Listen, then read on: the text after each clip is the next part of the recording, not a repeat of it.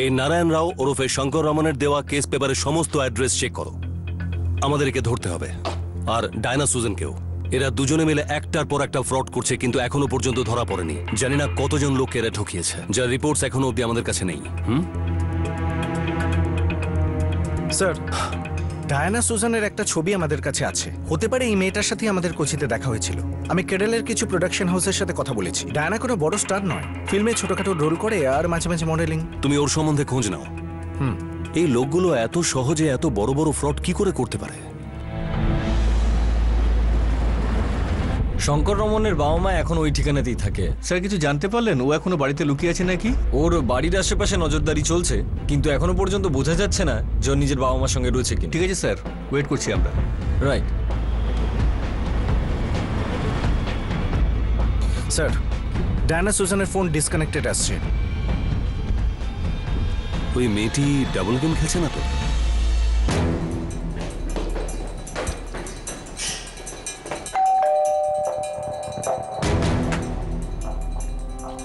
শঙ্কর রমন আপনারই ছেলে? হ্যাঁ। আমরা জানি না শঙ্কর কোথায় আছে, ও আমাদের কখনোই কিছু বলে যায় না। ও জামিনে বাইরে রয়েছে। আপনারা নিশ্চয়ই জানেন যে ওর ঠিকানা জানানোটা কতটা জরুরি। 1 বছর আগে ওকে দেখেছিলাম, তারপর তো আর বাড়িতেই ফিরে আসেনি। ও একজন ঠকবাজ, ও অনেক মানুষকে ঠকিয়েছে। ভালো হবে যদি আপনারা ওর ব্যাপারে সত্যিটাই বলেন। আমরা সত্যিই বলছি স্যার, ভগবানের নামে আমরা শপথ করে বলছি, গত 1 বছরে আমরা ওকে দেখিনি। 1 বছর আগে ফিরে এসেছিল, তাও কয়েক ঘন্টা থেকে চলে গিয়েছিল।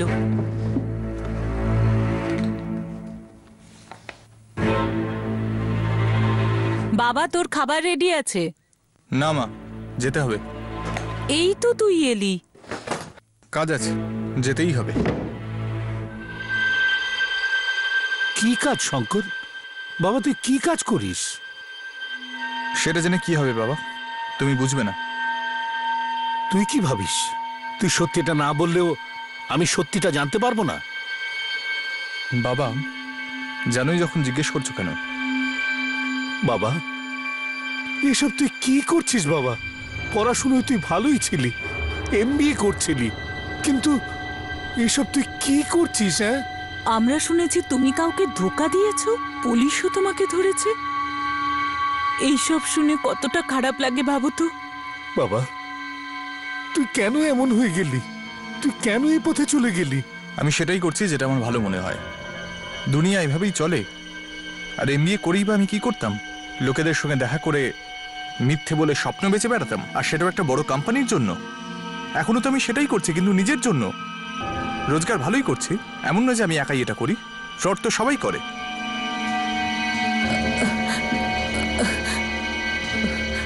স্যার জানি না ও কোথায় আছে, জানি না ওই রাস্তায় কি করে চলে গেল। খুব ভালো স্টুডেন্ট ছিল, গ্র্যাজুয়েশনে খুব ভালো মার্কস নিয়ে পাস করেছিল, MBA করতে চাইছিল। আমি ওকে সব ব্যাপারে পুরো সাপোর্ট করেছি, কিন্তু কিন্তু ও বেপথে চলে গেল। ডায়ানা সুজান ওর সঙ্গী? আপনারা কি জানেন যে ও কে আর কোথায় থাকে? না স্যার, এ নাম তো আমরা প্রথম শুনলাম।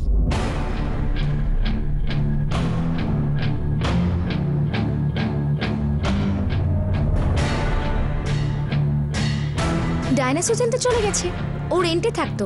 আর এই নেম প্লেটটা তো এখনো আছে দেখছি। ওটা তো আমি জানি না। হ্যাঁ, 2nd ফ্লোরে আমাদের ফ্ল্যাটের ওনার থাকেন, লিন্ডা ভার্গিস। আপনি ওনার সাথে কথা বলে নিন। ও তো লাস্ট উইকে চলে গেছে স্যার, তারপর কোনো ভাড়াটে ভালো পাইনি, এই জন্য নেম প্লেটও আমরা চেঞ্জ করিনি। কোথায় গেছেন উনি? কোনো অ্যাড্রেস বা কিছু দিয়ে গেছেন? আই থিঙ্ক ডায়না মুম্বাই গেছে স্যার। ও বলছিল যে ওর কোনো হিন্দি ফিল্মের শুটিং কমপ্লিট করার আছে। আমার মনে হয় ওখানেই গেছে। কে বলতে পারবেন যে উনি কোথায় কার শুটিং করছেন? কোনো সেক্রেটারি ছিলেন? I don't know sir. আমার মনে হয় ও প্রোডিউসারদের সাথে কাজ করছিল, তারা হয়তো এটা জানতে পারে। স্যার শঙ্কর রমনের বাবা মার খবর পাওয়া গেছে, কিন্তু ওনারা ওর সম্পর্কে কিছু জানেন না। ওনাদের ট্র্যাকিং জারি রাখো। Yes sir, Bengaluru crime branch ওদের উপর নজর রেখেছে। আচ্ছা, এই ডায়না সুজানের ব্যাপারে আমার আরো তথ্য চাই। এমন কোন প্রোডিউসারকে খোঁজো যে ওর ব্যাপারে আরো ভালো বলতে পারবে। পুলিশের তরফ থেকে সব রকমের চেষ্টা জারি ছিল যে নারায়ণ রাও ওরফে শঙ্কর রামন আর তার পার্টনার ডায়না সুজান যাতে ধরা পড়ে, কিন্তু কিছুতেই এটা জানা যাচ্ছিল না যে তারা কোথায় আছে। দুজন এমন ব্যক্তি যারা কিনা শুধু ফোনে কথা বলে ব্যবসায়ীদের লুটেছিল এখনো পর্যন্ত নিখোঁজ। পুলিশ নারায়ণ রাও ওরফে শঙ্কর রামনের বিষয়ে কিছু তো তথ্য পেয়েছিল, কিন্তু ডায়না সুজান এখনো পুলিশের কাছে রহস্য হয়েছিল। স্যার, এই ডায়না সুজেন আমাদের শুধু একটা ফিল্মেই কাজ করেছিল, শুট আউট। খুব ছোট্ট একটা রোল ছিল স্যার। এই মেয়েটিকে এখন কোথায় পাওয়া যাবে? স্যার, লাস্ট যে খবরটা ওর সম্বন্ধে আমার কাছে ছিল, ও একটা হিন্দি ছবি করছিল। এখানে কন্যাকুমারীতেই শুটিং চলছিল। ক্যাফে 21 বিগ বাজেট একটা ফিল্ম ছিল। ক্যাফে 21? Yes sir, cafe 21। এই ফিল্মের প্রোডাকশন হাউস কাদের বা হিরোকে? স্যার, এর ফিল্মের হিরো হলো ডেভিড। এই মেয়েটির ব্যাপারে আরো কোনো তথ্য আপনি দিতে পারেন? স্যার, আমি শুধু এটুকু বলতে পারি যে ওর প্যারেন্টস অ্যাব্রডে থাকে, আর ও এখানে একদম একা থাকে। খুব পরিশ্রমী একজন অ্যাক্ট্রেস স্যার। এছাড়াও ও অনেকগুলো মডেলিং অ্যাসাইনমেন্টও করেছে স্যার। তার মানে ও একজন মডেল, একজন স্ট্রাগলিং অ্যাক্ট্রেস। তার মানে ওর কোনো ম্যানেজার বা সেক্রেটারি কিছু একটা থাকবে? না স্যার, ওর বেশিরভাগ কাজটা আসলে ওর বয়ফ্রেন্ডই দেখাশোনা করে। বয়ফ্রেন্ড? কোন বয়ফ্রেন্ড? শিবা রামন স্যার। শিব রামন নাকি শঙ্কর রামন? না না স্যার, শিবা রামন। আমি 2-3 বার দেখা করেছি। বয়স মাত্র 25 বছর? হ্যাঁ স্যার, এই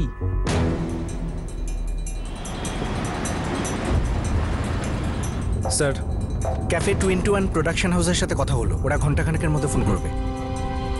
এই ডায়না সুজান মানতে হবে খুব ভালো অ্যাক্টিং করে। আমাদের সবাইকে বোকা বানিয়ে দিয়েছে।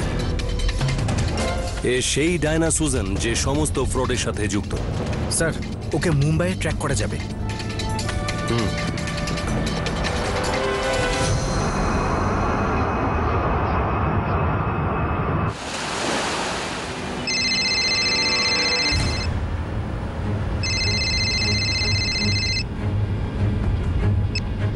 হ্যাঁ সবই বলো। স্যার, শঙ্কর রামন পরশু মুম্বাইতে ছিল।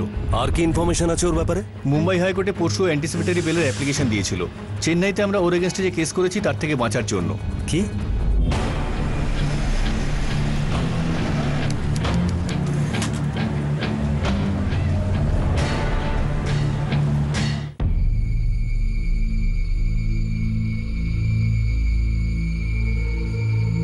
আপনার অ্যাপ্লিকেশন তো ঠিকই আছে, কিন্তু চেন্নাই পুলিশ কোথায়? স্যার, তারা আমার ক্লায়েন্টের বিরুদ্ধে কোনো কারণ ছাড়াই এই কেস দাখিল করেছে। এর বিষয়বস্তু কি আমি তো তখনই জানতে পারবো যখন চেন্নাই পুলিশ এখানে হাজির হয়ে বলবে যে এই কেসটা কি বিষয়ের ওপর করা হয়েছে। স্যার, চেন্নাই ক্রাইম ব্রাঞ্চকে এই বেল অ্যাপ্লিকেশনের খবরটা পাঠিয়ে দিন। এই কেসের শুনানি ওনাদের উপস্থিতিতেই হবে।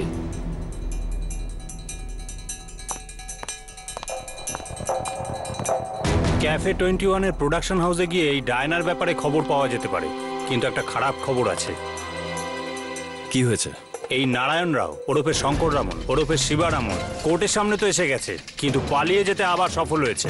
খুব বড় খেলোয়াড় এই ছেলেটি। আমার মনে হয় ওর কাছে পৌঁছতে গেলে আমাদের সবচেয়ে প্রথমে ডায়না সুজানকে ট্র্যাক করতে হবে। এই ফিল্মে ওর একটা ছোটখাটো রোল ছিল, আর এখন তো সেটা শুটিং শেষও হয়ে গেছে। এই ডায়না সুজান অনেকগুলো ফ্রডের সাথে যুক্ত রয়েছে, আর ওকে ট্রেস করা খুবই জরুরি। আপনাদের কাস্টিং বা অ্যাকাউন্টস ডিপার্টমেন্টে ওর অ্যাড্রেস নিশ্চয়ই থাকবে। ঠিক আছে স্যার, আমি এখনই জিজ্ঞেস করছি।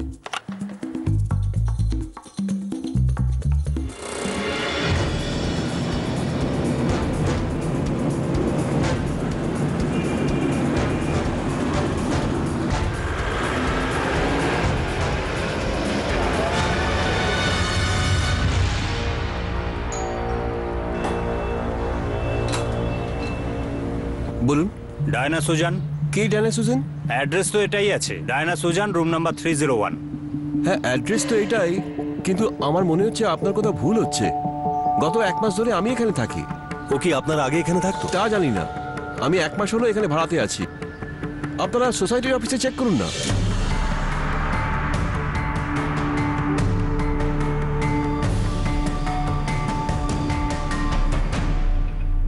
গত মাস পর্যন্ত ও এখানে ছিল।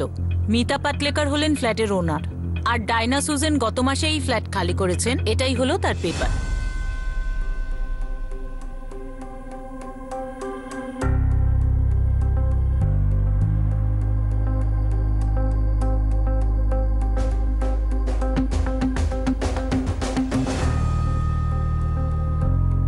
ওর কাছে 2 জন বডিগার্ডও ছিল। হ্যাঁ স্যার, আর ওদের হাতে 2টো মেশিন গানও ছিল। সোসাইটিতে সবসময় এই ব্যাপারটা নিয়ে চর্চা হতো যে ও তো কোনো ফেমাস ফিল্ম স্টার নয়, তাহলে 2 জন বডিগার্ড কি জন্য?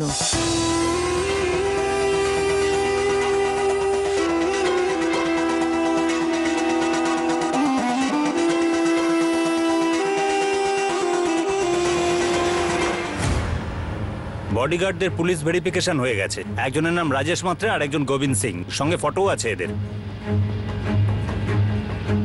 ভিলেপারলে পুলিশ ভেরিফাই করেছে, আর এজেন্সির নাম হলো Rupal security services. Sir, Rajesh আর গোবিন্দ এই অর্গানাইজেশন 1 মাস আগেই ছেড়ে দিয়েছে, আর আমার মনে হয় ডায়না ম্যাডামই এদেরকে কাজে রেখেছে। আর এই ডায়না সুজান মাসে এদেরকে 20,000 টাকা দিত, আর সাথে আপনার কমিশন। হ্যাঁ স্যার, কিন্তু এদের দুজনকে কাজে রাখার সময় ডায়না ম্যাডামের সঙ্গে একজন শিবারামেন বলে কেউ এসেছিল। Thank you. এই নিন স্যার, রাজেশ আর গোবিন্দর পেপারস এর মধ্যে আছে।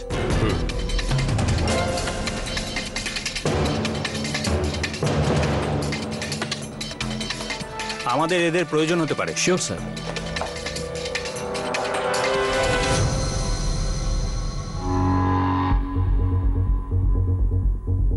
স্যার, গোবিন্দ আর রাজেশ দুজনের ফোন ডিসকানেক্টেড, কিন্তু এই গোবিন্দর লোকাল অ্যাড্রেস আছে। এটা ওর খুড়তুতো ভাই হরিশের।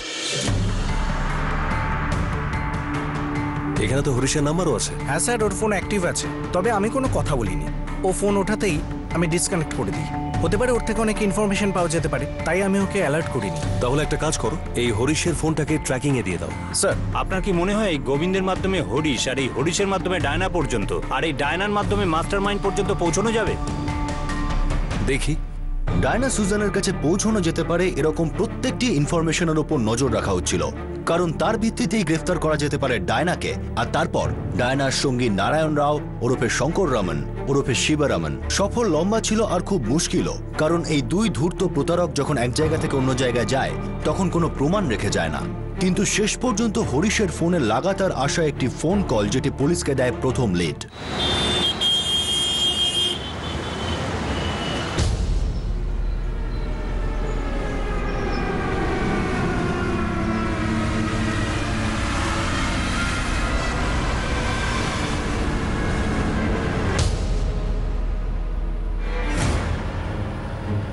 গত 1 মাস ধরে গোবিন্দের কাজিন হরিশের দিল্লির নাম্বারে রেগুলার ফোন গেছে স্যার। এটা কার নাম্বার? শিবরামন। চলো, এই ফ্রডের বিষয়ে কিছু তো ইনফরমেশন হাতে এলো। এই নাম্বারের জন্য যে অ্যাড্রেস দেওয়া হয়েছে সেটা দিল্লির কোনো ফার্ম হাউসের, B402 ছত্রপুর ফার্মস। তাহলে তো আমাদের দিল্লি ক্রাইম ব্রাঞ্চের হেল্প নিতে হবে।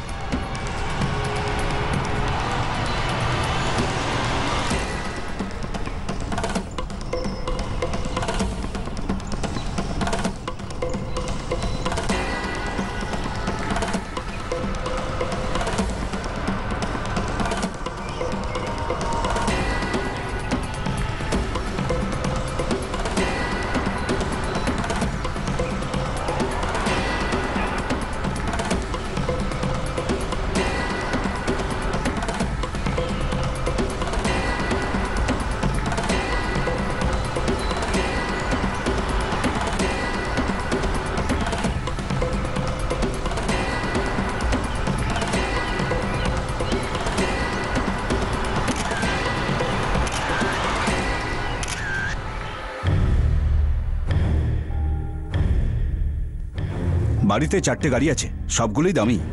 একটাতে গভর্নমেন্টের স্টিকারও আছে। বাড়িটা 1 মাসের জন্য ভাড়া নেওয়া হয়েছে। দরজা বন্ধ থাকে, ওখানে কেউ তো থাকেই, এখনো দেখতে পাইনি। গত 4 ঘন্টা ধরে কেউ বাইরে বেরোয়নি। এই বাড়িটার ব্রোকারের খোঁজ নিয়েছি, ওর নাম ঘনশ্যাম দাস। এটা নাম্বার।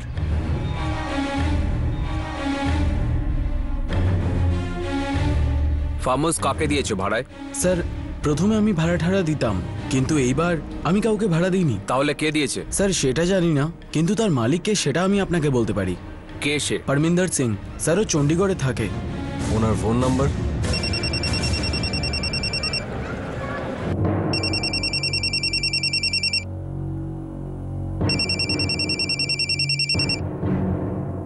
হ্যালো পরমিন্দর বাবু। হ্যাঁ বলছি। পিএসআই ভগবান দাস, দিল্লি ক্রাইম ব্রাঞ্চ। হ্যাঁ বলুন, কি হয়েছে? Bungalow number B402, Chhatarpur farm. আপনার? হ্যাঁ। ভাড়া দিয়েছেন? হ্যাঁ দিয়েছি। ভাড়াটা কে? আসলে স্যার ব্যাপারটা হলো, বিষয়টা হলো আমার ম্যানেজার দিল্লিতে থাকে, ওই সব জানে। নাম হচ্ছে কৈলাস শর্মা। ওই আমাকে প্রতি মাসে ভাড়ার টাকাটা পাঠিয়ে দেয়, ব্যাস। ঠিক আছে, আমরা কৈলাস শর্মার সঙ্গে কথা বলবো। বলছিলাম ব্যাপারটা কি বলুন তো। মুম্বাইয়ের বাসিন্দা স্যার, 5 লাখ টাকা ভাড়া দেয়।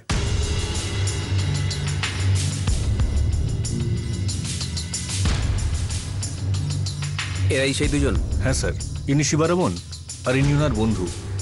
এই দুজন কি এখনো ওই বাড়িতে থাকে? জানি না স্যার, থাকতেও পারে। আর ওই সমস্ত দামি গাড়ি ওদের? মনে তো তাই হয় স্যার, বড় পার্টি। উনি একবার আমায় বলেছিলেন যে একসময় উনি বুকির কাজ করতেন। আর এতগুলো গাড়ি দেখে আমিও খুব অবাক হয়ে যাই। ওনাদের স্যার 2টো বডিগার্ডও রয়েছে। দেখুন কৈলাসবাবু, ওরা যেন এটা জানতে না পারে যে আমরা ওদের সম্বন্ধে আপনাকে জিজ্ঞাসা করেছি। কিন্তু ব্যাপারটা কি স্যার? তাহলে এই লোকগুলো কারা? ওয়ান্টেড ক্রিমিনালেরা। এখন শুধু এইটুকুই জেনে রাখুন। ভগবান দাস অশ্বিনকে বলো ও যেন ওখানে নজর রাখে। আমাদের সবার আগে এটা জানতে হবে যে ওরা দুজনে বাড়িতে আছে কিনা।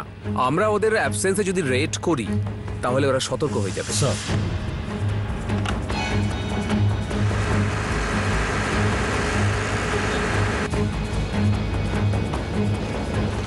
স্যার দিল্লি পুলিশ ওদের লোকেশন খুঁজে পেয়েছে।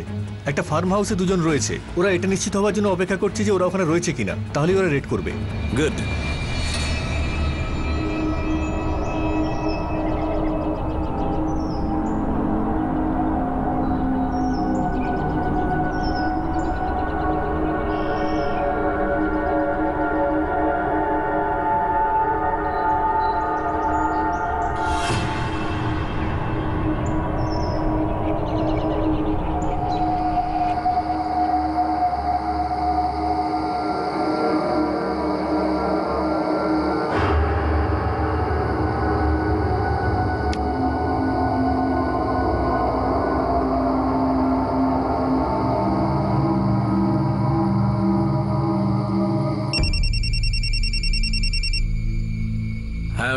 সকাল থেকে এখানে আছি, এখনো কাউকে এখানে যেতে আসতে দেখিনি।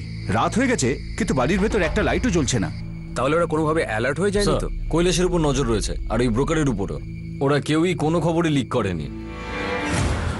অশ্বিন, ওদের উপর নজর রাখো। হতে পারে এটা ওদের কোনো চাল।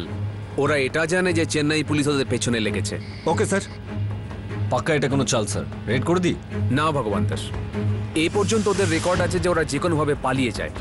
যদি সত্যি ওরা বাড়িতে না থাকে তবে ওরা অ্যালার্ট হয়ে যাবে। স্যার হতে পারে ওরা বাড়িতে নেই আর ওদের লোকেশনের কোনো লিড পেয়ে যেতে পারি।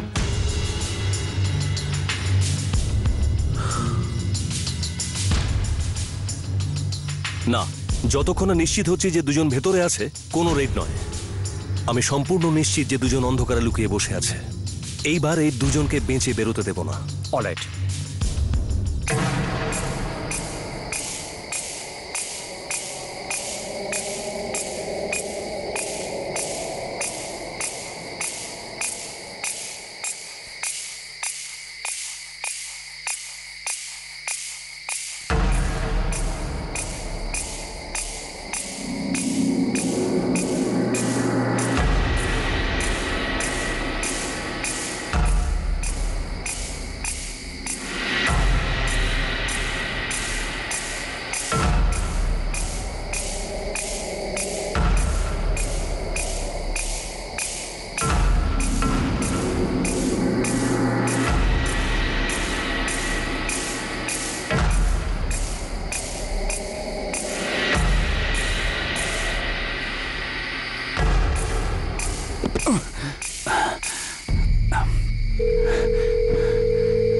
স্যার পিছনের একটা ঘরে লাইট জ্বলছে।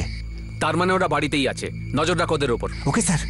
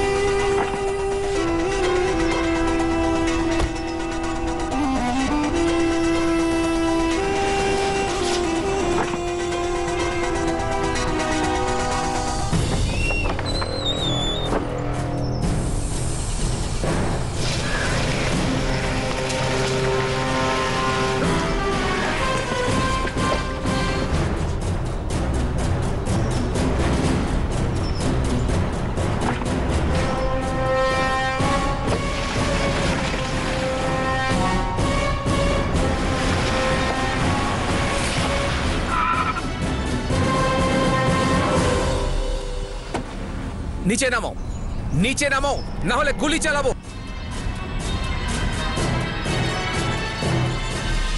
চলো সবাই বাইরে বেরো, সবাই বাইরে বেরো তাড়াতাড়ি।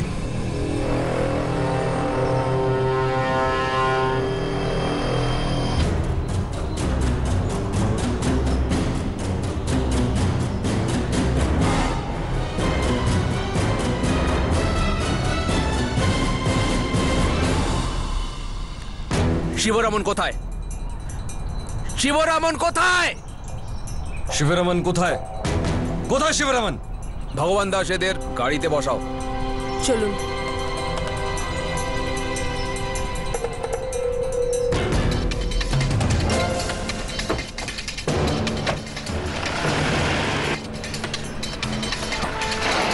সালাম স্যার। শিবরামন গাড়িতে ছিল না, কিন্তু আমার যেন মনে হলো মেয়েটার সঙ্গেই রয়েছে। বসো তুমি। হ্যাঁ স্যার।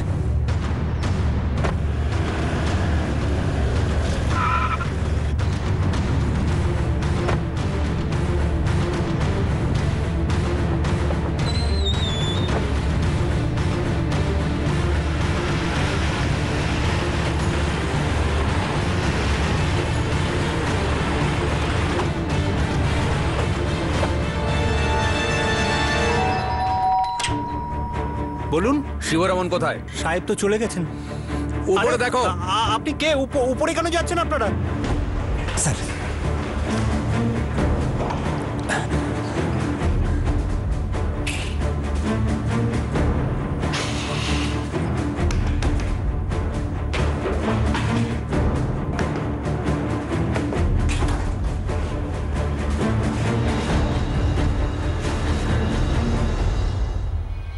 সাহেব, শিবরামন সাহেব 10 মিনিট আগেই চলে গেছেন। খুব তাড়াতাড়ি করছিলেন।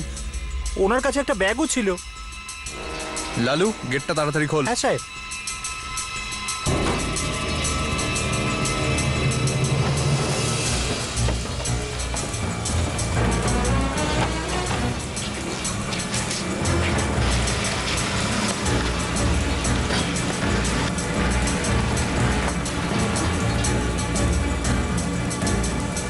সাহেব কিছু বলেনি নি কোথায় যাচ্ছিলেন।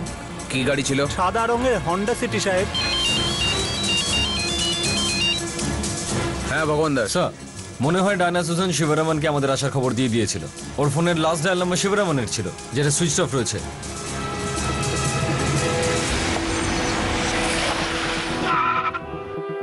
নিচে নামো, নিচে নামো, না হলে গুলি চালাবো। তাড়াতাড়ি সবাই বেরিয়ে এসো। সুবোধ, সমস্ত চেকপোস্টকে ইনফর্ম করে দাও। হোয়াইট কালারের হোন্ডা সিটি কার। স্যার। হ্যাঁ অজয়, কি ইনফরমেশন? আমরা ডায়নাকে ধরতে পেরেছি, কিন্তু শিবরামন হাত থেকে বেরিয়ে গেছে। Damn it. ডোন্ট ওয়ারি, আমরা ওকেও ধরে ফেলবো। আমরা আপনার কাছ থেকে ডায়নার জন্য একটা ট্রানজিট রিমান্ড রিকোয়েস্ট চাই। অলরাইট।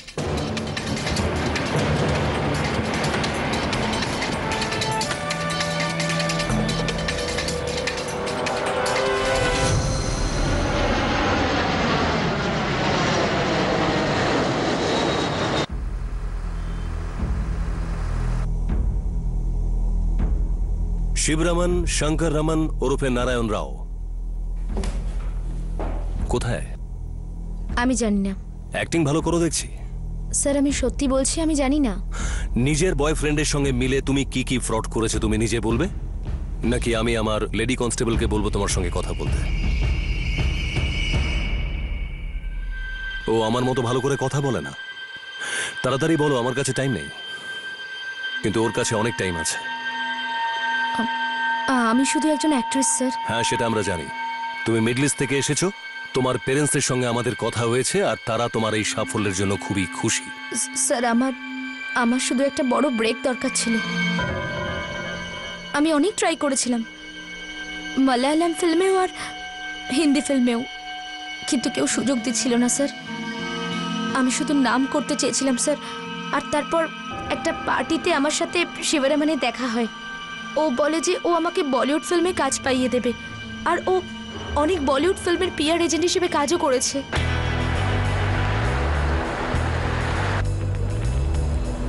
আমার তো মনে হয় যে তোমার এতদিনে একটা বড় রোল পাওয়া উচিত ছিল। সেটার জন্যই তো ওয়েট করছি। তোমার শুট আউট ছবিটা আমি দেখেছি। ওটা তো ভীষণ হিট হয়েছিল। সেটা জানি। ডায়না, আমি তোমার হিন্দি সিনেমায় কাজ পাইয়ে দিতে পারি। একজন বড় স্টারের সঙ্গে কথাও হয়ে আছে। Why not? আমি এরকমই একটা ব্রেকের অপেক্ষায় ছিলাম। চিয়ার্স। তোমার কথার অর্থটা এই দাঁড়ালো যে যেভাবে তোমরা দুজন মিলে অন্য লোকেদেরকে ধোকা দিয়েছো, ঠিক একইভাবে অন্য লোক তোমাকে ধোকা দিয়ে ফাঁসিয়ে দিল। আপনাকে আমি সত্যি কথা বলছি, আমি তো নিজেই অনেক পরে জানতে পারি যে ও কোনো পিআর এজেন্ট নয়, ও একজন ঠকবাজ। টুকটাক এদিক সেদিক কিছু করতো। আর তোমার ওই চিটিংবাজি পছন্দ হয়ে গেল, আর এর জন্য তোমার ওই অ্যাক্টিং ক্যারিয়ার ভুলে গিয়ে তুমি ওর সঙ্গে পার্টনারশিপ করলে।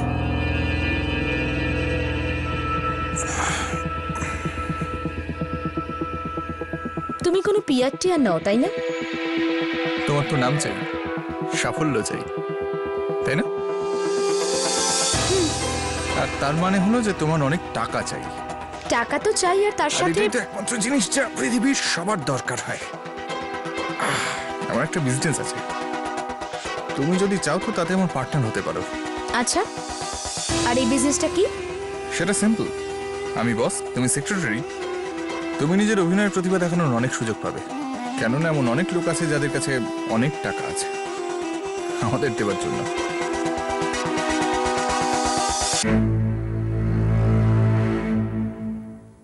আর তোমরা দুজনে মিলে অনেকগুলো মানুষকে ঠকালে। স্যার, এটা ওর আইডিয়া ছিল। শিবা কোথায়?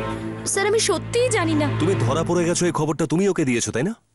হ্যাঁ, কিন্তু স্যার ও আমাকে এটা বলেনি যে ও কোথায় যাচ্ছে। আমার এই লোকটার সমস্ত ব্যাংক অ্যাকাউন্টের ডিটেলস চাই, সব কটা সিল করে দাও। এই লোকটি আরেকবার আমাদের হাত থেকে পালিয়ে গেছে। স্যার,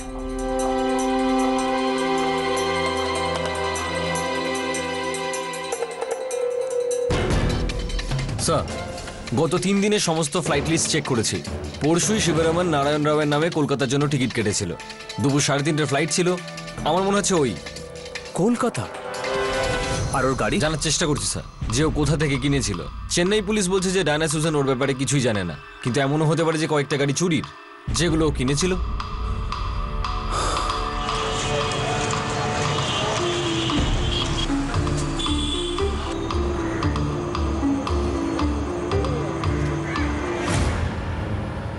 না, আমি জানি না, জানি না একে। প্রদীপ দা, 110% খবর আছে আমার কাছে। এ তোমার কাছ থেকেই টিকিট বুক করেছে। এখন হয় তুমি মুখ খোলো, নয়তো ক্রাইম ব্রাঞ্চ তোমার মুখ খোলাবে। হ্যাঁ, এ তো এসেছিল আমার কাছে। কোথায় গেছে তুমি জানো? কত বড় ওয়ান্টেড ক্রিমিনালে? আমি তো এর পেপার বানিয়েছি, কিন্তু এ তো এখন নেপালে চলে গেছে।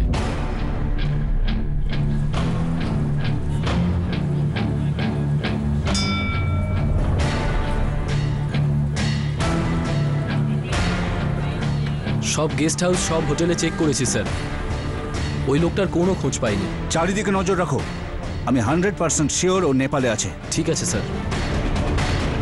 বাবলু, ওই প্রদীপের উপর নজর রাখো। হ্যাঁ স্যার, চিলের মতন চোখ লাগিয়ে রেখেছি ওর ওপর। স্যার, শিবরামনের এগেন্স্টে নোটিশ জারি করা হয়েছে। নেপালের পুলিশ ওকে খুঁজছে। কলকাতা পুলিশকেও অ্যালার্ট করে দাও, ও বেশি দিন নেপালে লুকিয়ে থাকতে পারবে না। স্যার,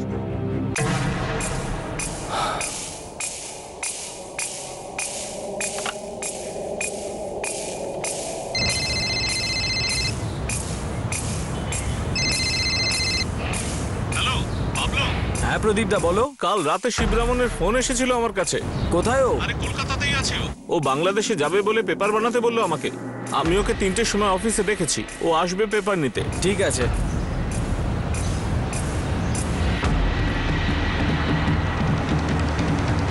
এখান থেকে রাইট নাও।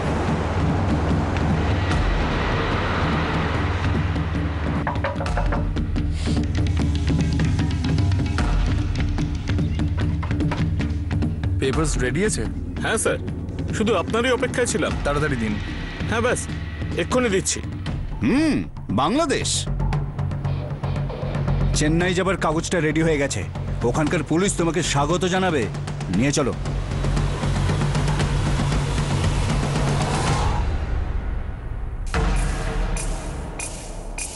এতটা লম্বা সফর করে আসতে হলো মিস্টার নারায়ণ রাও ওরফে শঙ্কর রমন ওরফে শিব রমন। ব্যাঙ্গালোরে তুমি যা যা ফ্রড করেছো সে ব্যাপারে আমরা জানি। বেশ বড় একটা ফ্রড সেতুপতি টেক্সটাইলের মোহন কুমার সেতুপতির সঙ্গে, কোচির বেবি জোসেফের সাথে 25 লাখ টাকার ফ্রড, 25 কোটি টাকার ফ্রড যেটা তুমি করেছো হরিহরন, সুরেশ রাজন আর অর্চনার সঙ্গে। এছাড়াও কি আরো কোনো ফ্রড আছে যেগুলো আমরা ঠিক জানি না? তুমি বলতে চাও? না, শুধু এইটুকুই। সত্যি কথা বলতে আমার মনেও নেই। হ্যাঁ, মনে পড়বে কিভাবে? ফ্রডে কামানো টাকা তুমি গুনতে বিজি ছিলে। আর ওই দামি গাড়িগুলো, ওগুলো কিনেছিলে নাকি চুরি করেছিলে? কিনেছিলাম। ওর মধ্যে 3টে চুরি করা। যে আমার কাছে বিক্রি করেছে হয়তো সেই চুরি করেছিল, কিন্তু আমি কিনেছিলাম। ওদের মুখটা একবার দেখতে চাই স্যার। স্যার আমিও দেখতে চাই। স্যার আমিও দেখবো ওর চেহারা। কিন্তু আমাদের মধ্যে কেউ ওকে চিনতে পারবে না। হ্যাঁ, আমরা তো ফোনে কথা বলেছিলাম, কখনো দেখা হয়নি। আমিও দেখিনি ওকে। কিন্তু আমি চিনি ওকে। আমি ওই ছেলেটাকে শনাক্ত করতে পারবো। এই কেসের সবচেয়ে দুঃখজনক বিষয় হলো যাদের সঙ্গে ফ্রড করা হয়েছিল তাদের মধ্যে বেশিরভাগ লোকই না নারায়ণ রাওকে দেখেছিল আর না ডায়না সুজানকে। শুধু ফোনে কথা হয়েছিল। শুধুমাত্র ফোনে কথা বলে এরা কত লোককে এত সহজে ঠকিয়েছিল আর এত বড় অ্যামাউন্ট তাদের পার্সোনাল অ্যাকাউন্টে জমা করিয়েছিল। না কেউ তাদের উপর সন্দেহ করলো আর না তাদের সম্পর্কে কিছু জানার চেষ্টা করলো, যতক্ষণ না এটা জানতে পারলো যে তারা দুজন সবকিছু লুটে গায়েব হয়ে গেছে। দিল্লিতে আরো 3 জনের কাছ থেকে আমি টাকা নিয়েছিলাম। নাও নেই, ওদের লুট করেছিলে, ফ্রড করেছিলে। তুমি ওকে মিথ্যে প্রমিস করেছিলে যে তুমি ওকে বলিউডে বড় ব্রেক পাইয়ে দেবে। হ্যাঁ মিস্টার রাও, আরে মিস্টার রমন, তুমি এত পড়াশুনো করেছো, MBA করছিলে, বয়স মাত্র 25 বছর। তোমার কাছে পৌঁছানোর জন্য আমাদের কতটা দৌড় করালে। এত ব্রেন তোমার। আরে ব্রেন তুমি সঠিক জায়গায় কাজে যদি লাগাতে পারতে তাহলে নাম আর পয়সা দুটোই করতে পারতে। এই অন্যায়ের পথ কেন বেছে নিলে? সততা আর পরিশ্রম দিয়ে আমি কখনোই এত টাকা রোজগার করতাম না। আর এই যে সবাই বলছে না আমি তাদের ঠকিয়েছি, তাদের সঙ্গে ফ্রড করেছি, তারা সবাই আমার পার্সোনাল অ্যাকাউন্টে টাকা ট্রান্সফার করেছিল। তাহলে আপনি কি করে এটা বলছেন যে আমি ওদেরকে ফ্রড করে ঠকিয়েছি? ওরা প্রত্যেকে অনেক দিন ব্যবসা করছে, আমার অনেক আগে থেকে। কিন্তু এটা জানে না যে অফিসিয়াল টেন্ডার ছাড়া কন্ট্রাক্ট পাওয়া যায় না। জানে সবাই, কিন্তু তারপরেও ওরা টাকা ট্রান্সফার করেছে। কেন? আমি ওদের একটা ছোট্ট মিথ্যে বলেছিলাম বলে যে আমি একজন IAS অফিসার, গভর্নমেন্টের প্রজেক্ট ডেভেলপমেন্ট ডিপার্টমেন্টের হেড। আর এই কথাটা ওরা মেনেও নিল। কেন? কেননা এরকমটাই হয়। আর এভাবেই ঘুষের টাকা পার্সোনাল অ্যাকাউন্টে ট্রান্সফার করা হয়। তুমি এটাই ভেবেছিলে যে তুমি এই চিটিংবাজির টাকাতে সারা জীবন খুব আয়েশ করে থাকবে আর তুমি কখনো ধরা পড়বে না। কিন্তু সত্যিটা এটাই যে পৃথিবীর সমস্ত খারাপ জিনিস একত্রিত হয়েও সত্যি আর ভালো জিনিসকে আটকাতে পারে না। আর আরেকটা সত্যি এটাও যে তুমি এখন ধরা পড়েছো আর তোমার সাজা হবেই। এটাই ভবিতব্য। ডায়না সুজান গ্রেফতার হওয়া 2 মাসের মধ্যে জামিন পেয়ে যায়, যদিও তাকে প্রত্যেক দিন পুলিশ স্টেশনে হাজিরা দেওয়ার জন্য আসতে হয়। Vending machine dealer Hariharan, bank manager Suresh Rajan আর ব্যাংক এমপ্লয়ি অর্চনা এরা সবাই জামিন পেয়ে গিয়েছিল। নারায়ণ রাও ওরফে শঙ্কর রামন ওরফে শিবা রামন আর ডায়না সুজানের বিরুদ্ধে IPCর 420 ধারা অর্থাৎ জালিয়াতির জন্য, 120B ক্রিমিনাল কনস্পিরেসির জন্য আর 406 অর্থাৎ ব্রিচ অফ ট্রাস্টের জন্য অভিযুক্ত করা হয়। শিবা রামনকে গোন্ডা অ্যাক্টেও অভিযুক্ত করা হয়েছিল। গোন্ডা অ্যাক্টের আওতায় সেই অপরাধীরা আসে যারা একই অপরাধ বারবার করতে অভ্যস্ত থাকে।